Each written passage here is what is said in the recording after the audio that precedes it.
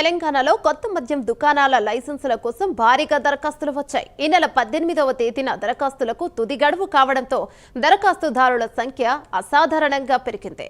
2620 మద్యం షాపులకు ఒక్కరోజే 25,000 దరఖాస్తులు వచ్చాయి.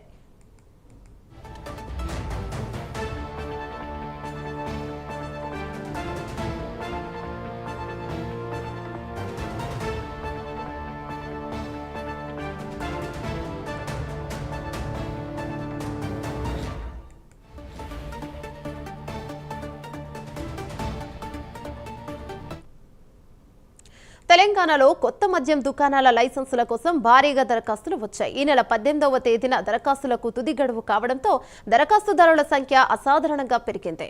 ఇక 2620 మద్యం షాపులకు ఒక్కరోజే 25,000 దరఖాస్తులు వచ్చాయి. చివరి రోజున 50,000 దరఖాస్తులు వస్తాయని ఎక్సైజ్ శాఖ అధికారులు అంచనాలు వేస్తున్నారు. హైదరాబాద్ డివిజన్కి సంబంధించి మొత్తం 179 మద్యం దుకాణాలకు నోటిఫికేషన్ ఇవ్వడం జరిగింది. ఆ 179 మద్యం దుకాణాలకు సంబంధించి నిన్నటి వరకు సుమారుగా 1800 అప్లికేషన్స్ వచ్చాయి.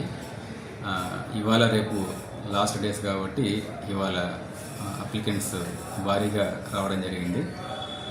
అప్లికెంట్స్ యొక్క సౌలభ్యం కొరకు గ్రౌండ్ ఫ్లోర్లోనే అప్లికేషన్స్ అన్ని స్వీకరించబడుతున్నాయి. ఇవాళ మరియు రేపు కూడా ఇవాళ ఇంతవరకే సుమారుగా 550 అప్లికేషన్స్ రిసీవ్ చేసుకున్నాము.